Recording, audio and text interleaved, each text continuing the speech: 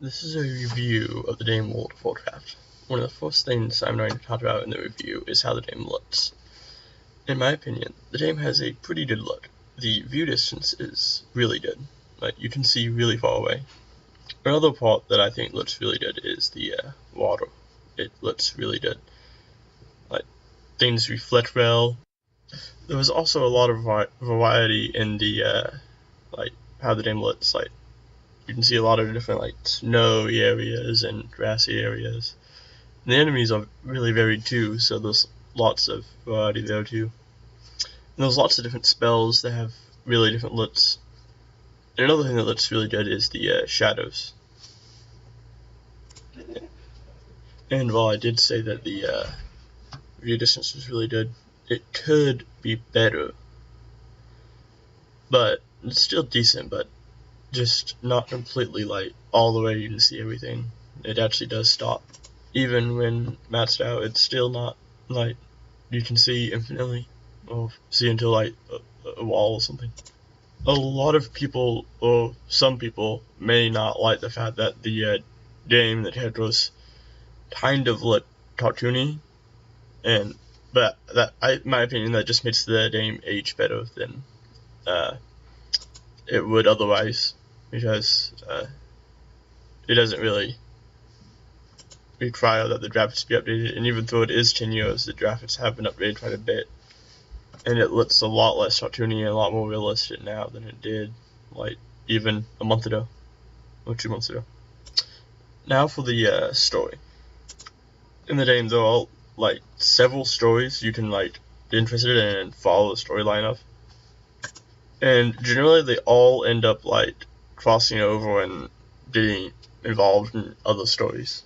At least the main storylines do. There's lots of, like, small storylines that don't have much to do with, like, the main storyline, but the main big storyline,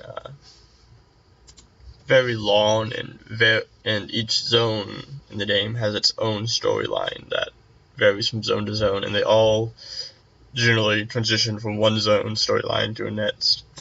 And the zone is just an area within the game world.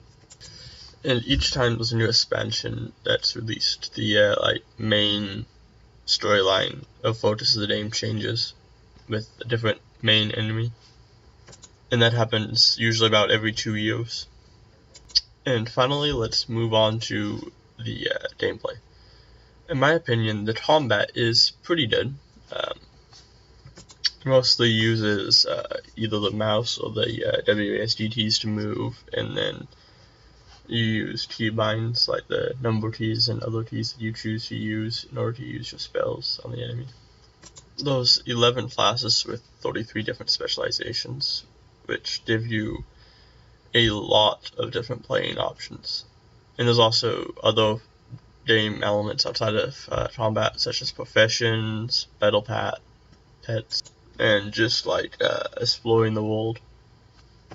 And like back to combat, there's a lot of different bosses, and each boss has their own like different mechanics that you have to follow for the fight. Some of which can be really fun, although others can be kind of annoying.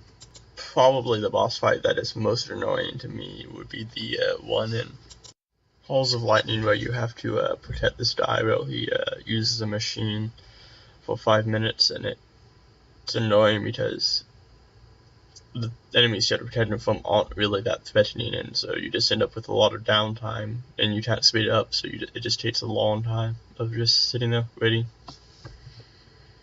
Overall, I'd probably give the graphics an 8 out of 10 because the water like looks really amazing. It's like some of the best water I've seen in a game.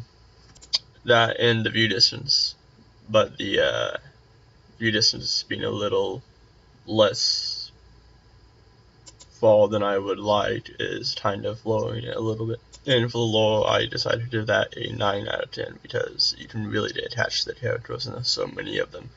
And they're genuinely like all over the world inside the game, so no matter where you go, you're usually seeing some person from the storyline which you've probably interacted with in the future, in the past, or you might interact with them in the future, or you may have done something with them within different character that you can no longer do anymore because that content is no longer in the game.